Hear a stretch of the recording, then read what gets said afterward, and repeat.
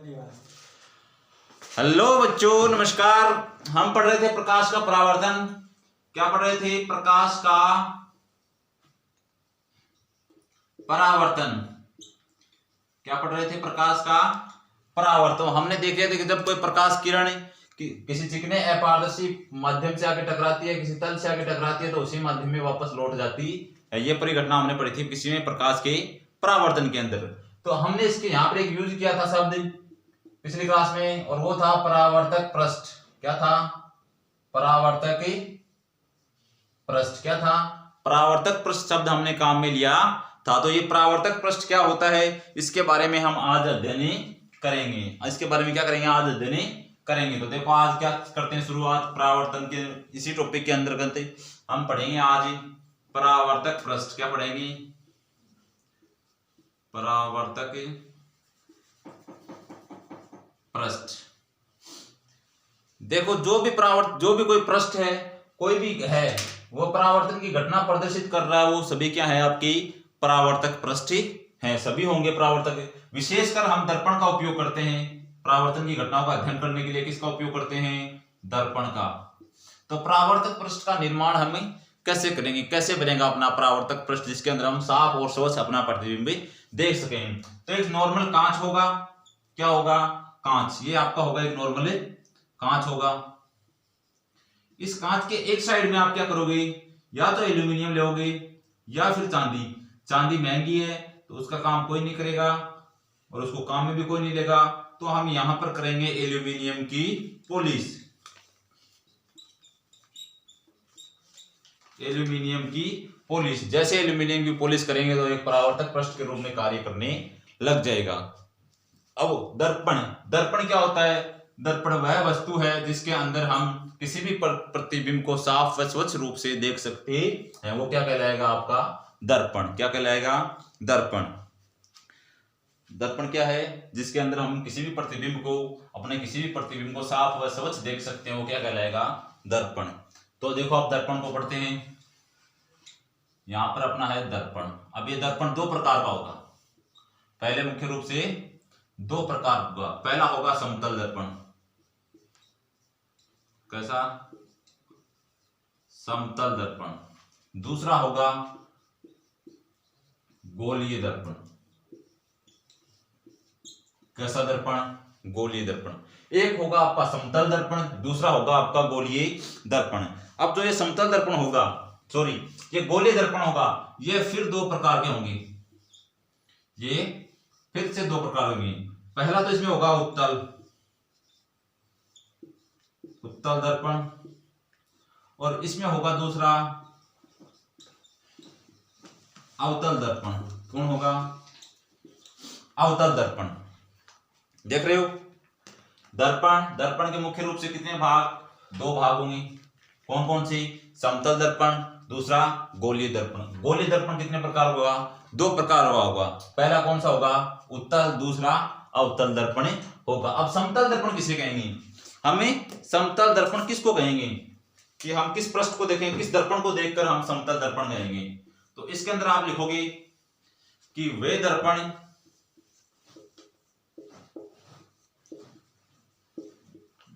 जिनका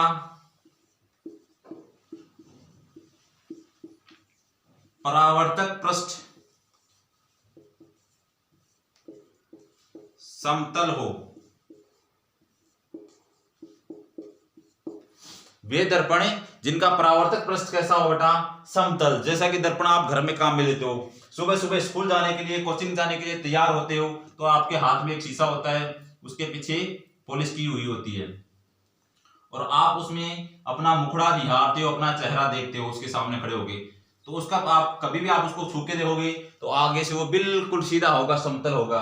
तो उसका परावर्तक दर्पण जिनका परावर्तक पृष्ठ कैसा हो? समतल, वो क्या कहलाएंगे? आपके समतल दर्पण कहलाएंगे। क्या कहलाएंगे? समतल दर्पण। और इनका उपयोग हम कहां पर करते हैं? सामान्य रूप से हम घरों में अपने सुबह शाम ड्रेसिंग के रूप में इसका उपयोग करते हैं। तो अगला गोलीय दर्पण आते हैं। तो गोलीय दर्पण को हम विस्तार से पढ़ते हैं। आगे देखो, इसको विस्तार से पढ़ेंगे।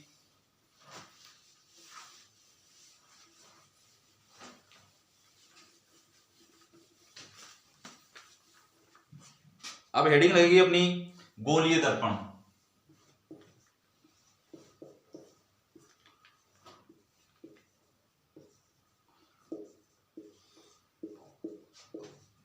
गोलीय दर्पण। तो अब गोलीय दर्पण किसे कहेंगे भाई, किस वस्तु को, किस दर्पण को देखकर हम गोलीय दर्पण कहेंगे? तो हम किसे देखेंगे? तो वे दर्पण, कौन से? वे दर्पण जिनका परावर्तक पृष्ठ गोलीय हो।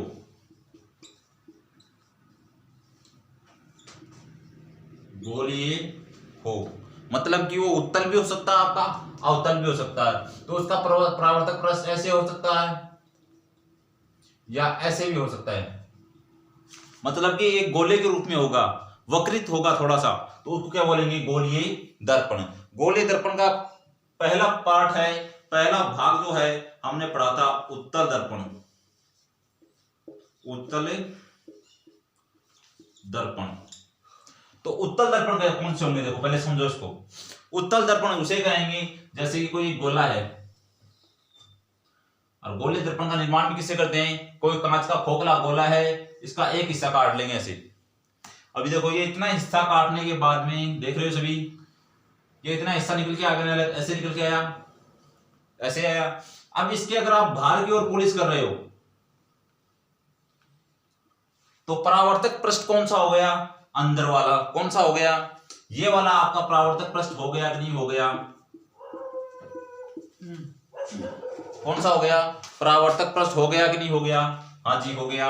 अगर ये सेम इसको हम ये अपना काट के लेके आए थे और इसके अंदर की ओर पॉलिश कर देते अब इसका परावर्तक पृष्ठ कौन सा हो गया? ये बाहर वाला हो गया कि नहीं हो गया?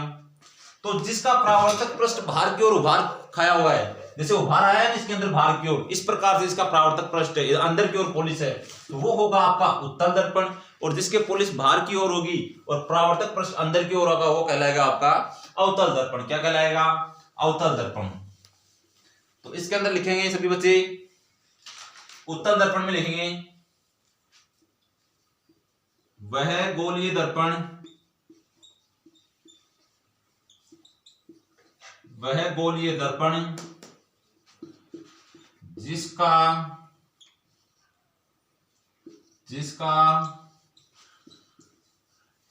परावर्तक पृष्ठ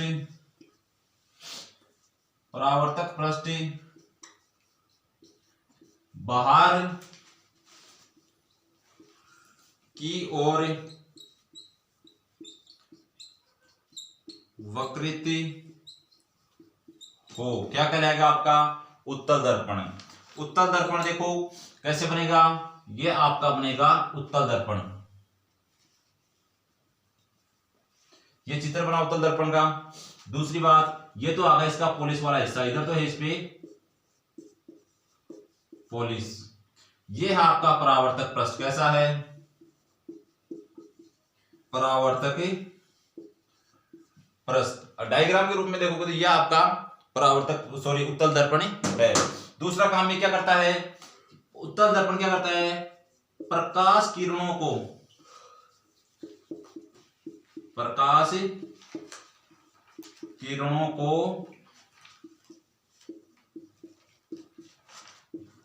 फैलाने का कार्य करता है। फैलाने का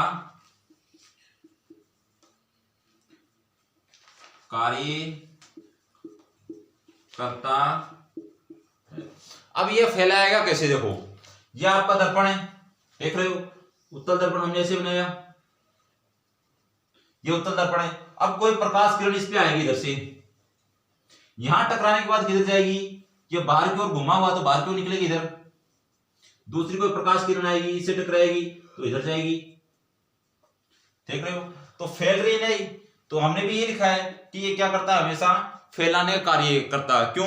क्योंकि इसकी बनावट इसी प्रकार से, जब कोई प्रकाश किरण इस पे आपतित होती है तो उसके आपतन कोण का एंगल चेंज होता है और उस एंगल के हिसाब से, उस कोण के हिसाब से आपका प्रकाश का परावर्तन हो जाता है। इतनी बात समझ गई? तो अगला देखो, उत्तल के बाद में अपना अगला है अवतल दर्पण। कौन सा है? अवतल दर्पण। अब देखो अगला सेकंड अपना है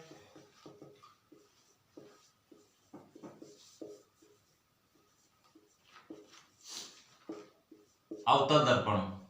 तो ये कैसा होगा, देखो ये हमने बनाया था ऐसे ही सेम टू सेम बनाओ। और अब पहले हम क्या कर रहे थे, अंदर की ओर पॉलिश, हम पहले इसके अंदर की ओर पॉलिश कर रहे थे, इस बार हमें बाहर की साइड में इस गोले के कांच की पॉलिश करनी है। तो हमने ये कर दी इसके चारों ओर बाहर की ओर पॉलिश, ये कर दी पॉलिश हमने यहां पर। अब देखो पॉलिश वाला हिस्सा इसका बाहर की ओर हो गया ना, ये पॉलिश आपकी यहां पर हो गई, ये क्या होगी यहां पर पॉलिश हो गई। अब परावर्तक पृष्ठ अंदर की ओर, अब कोई प्रकाश किरण आएगी इसे टकराएगी, तो ये अंदर की ओर झुका हुआ है तो प्रकाश किरण में अंदर की ओर जाएगी ऐसे। दूसरी इधर से आई मानो, ये इधर से आएगी। क्यों ऐसा क्यों हो रहा है, आप देख पा रहे हो इस पूरा कांच है जो आपका पूरा दर्पण है जो है, सॉरी दर्पण जो आपका है अंदर की ओर झुका हुआ है, तो आप देख रहे हो। अब देखो इसमें आप परिभाषा कैसे लिखोगे, तो इसमें लिखोगे वह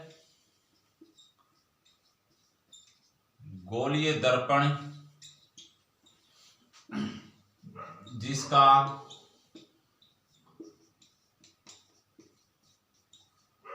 परावर्तक पृष्ठ अंदर की ओर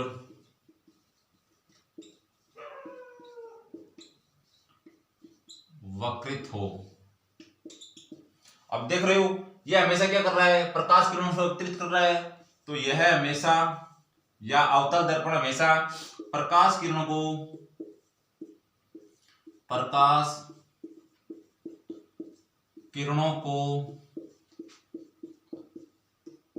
एकत्रित करता है, एकत्रित करता।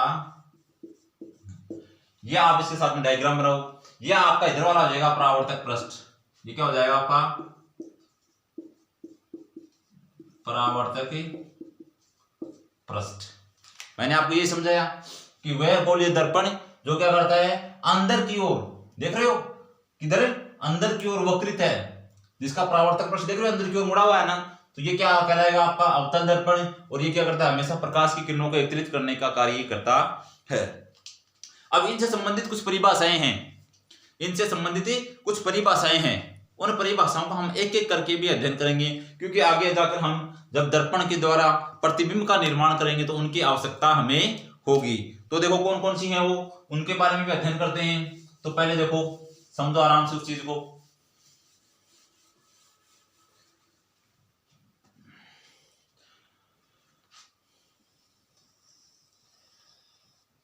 ये गोला है, देख रहे हो, ये गोले का केंद्र बिंदु होगा, ये इसकी त्रिज्या होगी यार, ये आप सभी को पता है, गणित में भले ही बाती से पढ़ते हो, अच्छी तरह से पढ़ते हो सभी, ठीक है। अब हम क्या करेंगे, इसका कोई एक हिस्सा काट के लेके आएंगे, गोले दर्पण बनाने के लिए यही करेंगे। तो भले ही तो हम वो हिस्सा इस प्रकार है हमारा, भले ही वो इस प्रकार से। अब इसकी कौन सी साइड में पॉलिश करेंगे, हमने इसके अंदर की ओर पॉलिश कर दी, तो बन गया ये उत्तल हो गया आपका, ठीक है। इसके हमने बाहर की ओर पॉलिश की, तो ये आपका हो गया अवतल दर्पण। उत्तल और अवतल देख रहे हो। अब पहला इसके अंदर टॉपिक आएगा और पहली परिभाषा आएगी वक्रता केंद्र। कौन होगा, वक्रता केंद्र, सी से इंडिकेट करेंगे। अब ये वक्रता केंद्र क्या होगा, ये वक्रता केंद्र होगा कहां पर हमें मिलेगा। ये तो है नहीं कि दुकान पे गई 2 किलो वक्रता केंद्र ले लिया, नहीं, वो आपको यहीं पर मिलेगा, समझ रहे हो। अब जिस देखो हम जो गोले दर्पण बना रहे हैं, जिस गोले से इसको काट के ला रहे हैं, मानो इस ये दर्पण हम कहां से काट के लेके आ रहे हैं, इस गोले से। ये आपका गोला है ना, कांच का खोखला गोला है, इस गोले से हम काट के लेके आ रहे हैं। तो इस गोले का जो केंद्र होगा, इसी गोले का जो केंद्र होगा उसी को हम बोलेंगे वक्रता केंद्र। क्या बोलेंगे, वक्रता केंद्र। तो इसमें क्या लिखेंगे,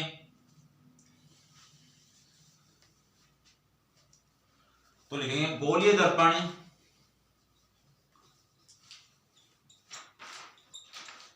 गोलीय दर्पण हेडिंग के रूप में आप लगा लेना गोलीय दर्पण से संबंधित कुछ महत्वपूर्ण परिभाषाएं। तो गोलीय दर्पण जिस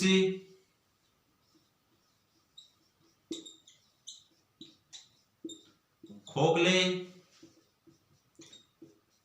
गोले का भाग है, क्या लिखोगे?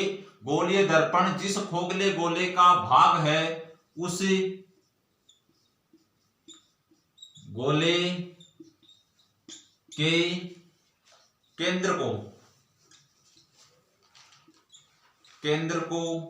क्या कहेंगे? आपका वक्रता केंद्र। क्या कहेंगे? केंद्र को वक्रता केंद्र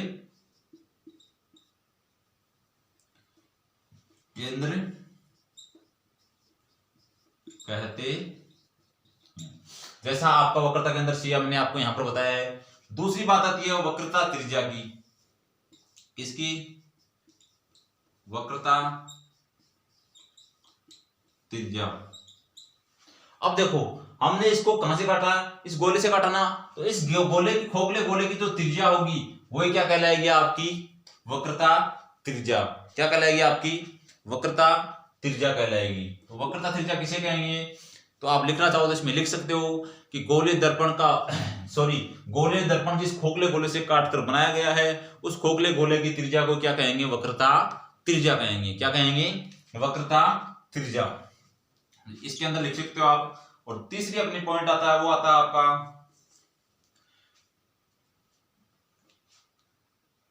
ध्रुव। अब देखो ध्रुव कहां पे होता है? देख रहे हो, ये जो आपका गोलीय दर्पण है, ये जो आपका गोलीय दर्पण है, इसका जो सेंटर बिंदु होगा उसको ध्रुव बोलेंगे। उसको क्या बोलेंगे? ध्रुव। तो इसका ध्रुव ये होगा, यहां पर देख रहे हो। तो गोलीय दर्पण के मध्य बिंदु को किसको बोलेंगे? गोलीय दर्पण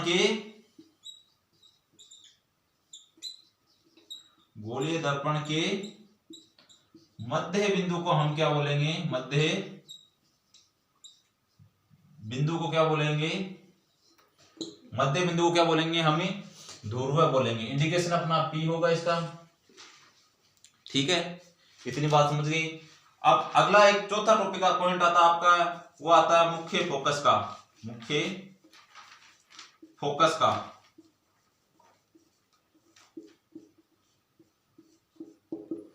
तो देखो, जब कोई प्रकाश किरण, मुख्य फोकस से पहले आपको एक छोटी सी मुख्य अक्ष बताता हूं मैं। ये देखो आप, वरना आप भी बीच में बोलोगे मुख्य फोकस, मुख्य अक्ष। अब ये मुख्य अक्ष कौन सी होती है? अब यहां पर आपका ध्रुव है और जिस गोले से काट के लेके आए उसका केंद्र लगभग यहां पर है।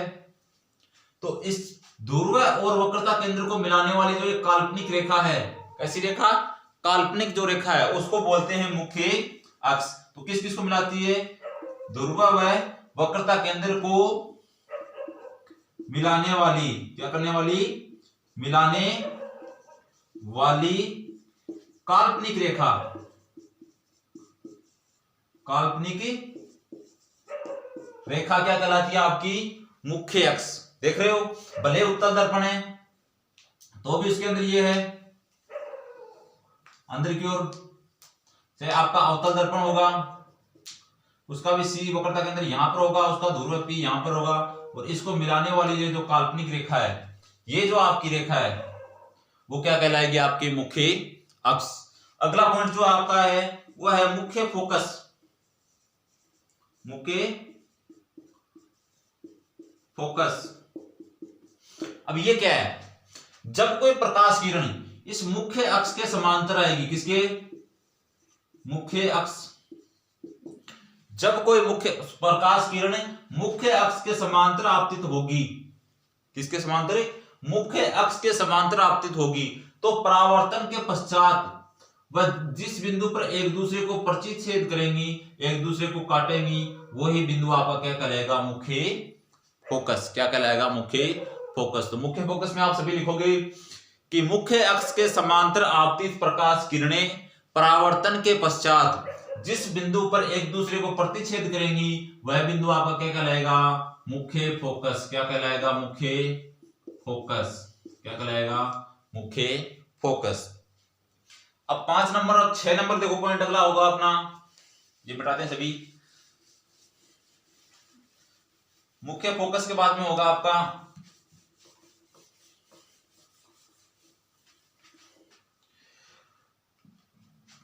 पांच नंबर और 6 नंबर आपका पॉइंट होगा, वो होगा आपका फोकस दूरी। क्या होगा?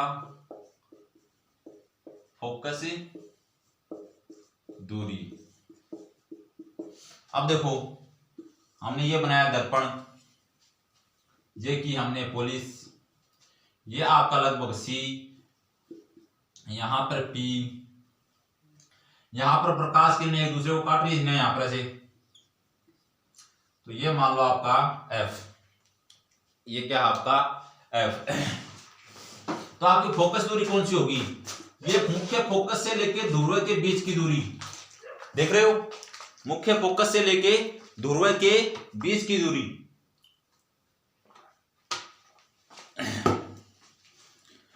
मुख्य फोकस से लेके ध्रुव के जो बीच की दूरी है ये क्या कहलाएगी? आपकी फोकस दूरी। तो किस किस के मध्य? मुख्य फोकस व ध्रुव के बीच की दूरी, बीच की दूरी आपकी क्या कहलाएगी? फोकस दूरी। एक हमने वक्रता त्रिज्या पढ़ी थी ना, आर, तो नहीं पढ़ी होगी शायद, वो देख लेते हैं। एक होती है वक्रता त्रिज्या आर। क्या होती है? वक्रता त्रिज्या आर। वक्रता त्रिज्या क्या होती है? वक्रता केंद्र और ध्रुव की जो सीधी बीच की दूरी है वो क्या कहलाएगी? आपकी वक्रता त्रिज्या। किस किस के बीच की दूरी? किस किस के बीच की? सी व पी के मध्य की सीधी जो दूरी है, देख रहे हो, यहां से यहां तक की सीधी दूरी, ये क्या कहलाएगी? आपकी वक्रता त्रिज्या। और वक्रता त्रिज्या और फोकस दूरी में संबंध होता है कि आपकी जो वक्रता त्रिज्या जो है वो फोकस दूरी की क्या होती है? 2 गुनी, या आप ऐसे लिख सकते हो F बराबर R/2। जैसे आपको किसने दिया कि आपकी वक्रता त्रिज्या 5 मीटर है, कितनी है? 5 मीटर। कौन? वक्रता त्रिज्या 5 मीटर है, तो इसकी फोकस दूरी क्या आती? कीजिए, तो फटाक से क्या करोगे? 2 का भाग लगाओ तो कितना जाएगा? 2.5 मीटर। कोई आपको दे दे कि आपकी फोकस दूरी बराबर 2.5 मीटर है, वक्रता त्रिज्या ज्ञात कीजिए, तो आप इसका क्या करोगे? 2 से गुणा कर दो, कितना हो जाएगा? 5 मीटर। बस कहानी खत्म। तो इसका ये संबंध है। अगला पॉइंट आपका जाता है, जो अगला पॉइंट जो आपका आता है वो है द्वारक। वो कौन है? द्वारक किसे कहेंगे? अगला कौन है? द्वारक। अब देखो, ये आपका क्या है? गोलीय दर्पण, देख रहे हो?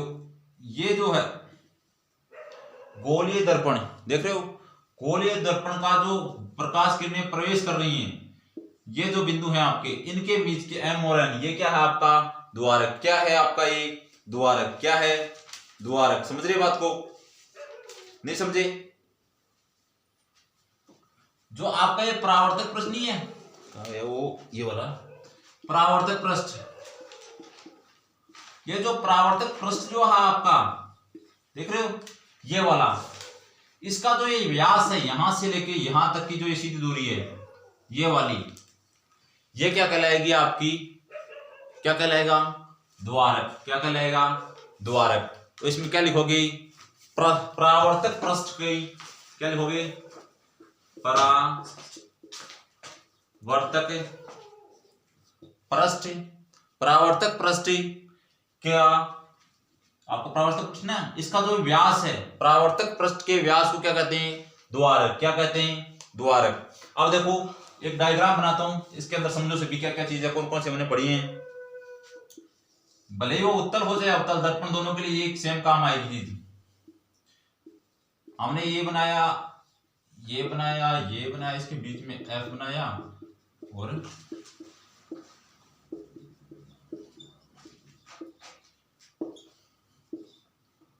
देखो हमने क्या क्या पढ़ा, जल्दी जल्दी देखो। एक तो पढ़ा वक्रता केंद्र, तो अपना जो गोले दर्पण जिस खोखले गोले का भाग है उस खोखले गोले के केंद्र को बोलेंगे वक्रता केंद्र। पी क्या है, आपके गोले दर्पण का मध्य बिंदु है। द्वारक क्या है, द्वारक आपका क्या है, जो परावर्तक पृष्ठ है उसका व्यास है। और जब प्रकाश किरण समांतर आएंगी और परावर्तन के पश्चात जिस बिंदु पर एक दूसरे को प्रतिच्छेद करेंगी वो कहलाएगा आपका फोकस बिंदु। और फोकस बिंदु और ध्रुव के बीच की दूरी क्या कहलाएगी, फोकस दूरी। और वक्रता के अंदर सी और ध्रुव के बीच की सीधी दूरी क्या कहलाएगी, आपकी वक्रता त्रिज्या। क्या कहलाएगी, वक्रता त्रिज्या। और ध्रुव क्या, ध्रुव और किसको, वक्रता केंद्र को, ध्रुव और वक्रता केंद्र को मिलाने वाली सीधी काल्पनिक रेखा क्या कहलाएगी, आपकी मुख्य अक्ष। क्या कहलाएगी, मुख्य अक्ष। तो दर्पण से संबंधित कुछ शब्दावलियां थी, उनकी हमने परिभाषाएं, उनके संबंध हमने आगे समझ लिए हैं। क्या कर लिए हैं, समझ लिए हैं। तो अगले टॉपिक में और हम अगली क्लास में पढ़ेंगे। तो अगर आपको कक्षा अच्छी लगी तो कक्षा को लाइक शेयर कमेंट और चैनल को सब्सक्राइब करोगे। Thank you, bye bye.